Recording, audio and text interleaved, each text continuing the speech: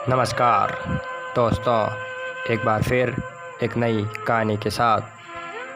देश की एक महान जाति का इतिहास लिखा ही नहीं गया। यदि इतिहास को ईमानदारी से लिखा जाता तो जाट जाति के बिना भारत, पाकिस्तान, ईरान, अफ़गानिस्तान सहित कई देशों के इतिहास ही किताबों में जाटों का गुणगान होता। एक कहावत है कि अंग्रेज़ों के राज में उनका सूर्य अस्त नहीं हुआ करता था। यह सच है कि उनके अधीन आने वाले देशों में हमेशा कहीं ना कहीं दिन रहता था। इतिहास में अंग्रेज़ों के खिलाफ महज पलासी की लड़ाई का उल्लेख किया गया है, जबकि ये लड़ाई कभी लड़ी नहीं गई।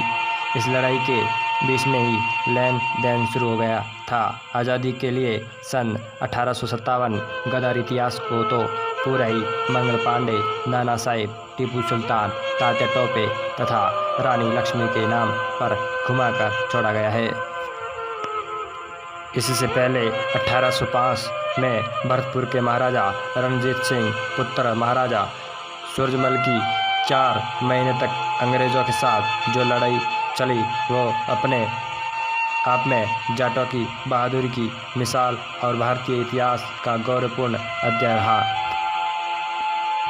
भारत में अंग्रेज़ों और भरतपुर के जाट राजाओं के बीच समानता के आधार पर संधि करना एक ऐतिहासिक गौरवशाली दस्तावेज, जिसे permanent friendship treaty on equality basis नाम दिया गया था।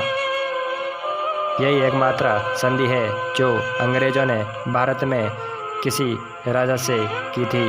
अंग्रेज़ों को दूसरों के साथ संधि करने की ज़रूरत ही नहीं पड़ी, क्योंकि इतिहास में कथित रूप से बहादुर कहे जाने वाले राजाओं ने अंग्रेज़ों की बगैर किसी लड़ाई लड़े गुलामी स्वीकार कर ली थी।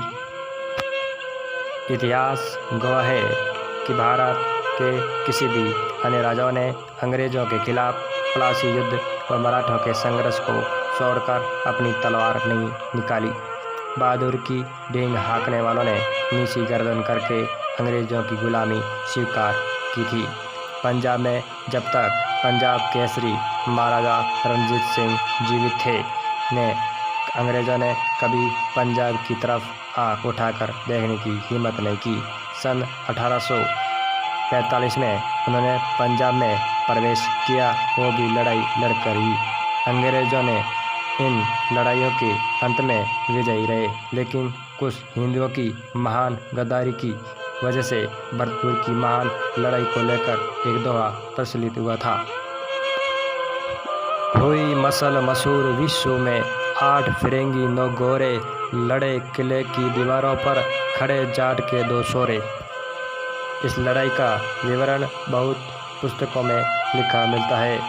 भारत में अंग्रेजी राज जाटों के जोर, भारतवर्ष में अंग्रेजी राज के 200 वर्ष जैसी किताबें इस बात को पुख्ता करती है। इतिहास विद्वान सवाराम सरदेसाई की पुस्तक अजय भरतपुर प्रमुख। विद्वान आचार्य गोपाल प्रसाद ने तो पूरा इतिहास पद रूप में गाया है, जिसका प्रारंभ इस प्रकार है।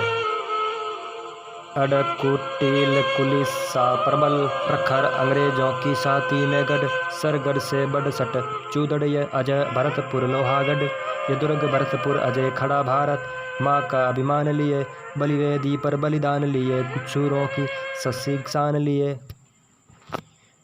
जब राजस्थान के राजपूत राजाओं ने अंग्रेज़ों के विरोध में तलवार नहीं उठाई तो जोधपुर के राजकवि बांकीदास से नहीं रहा गया। उन्होंने ऐसा गाना गाया।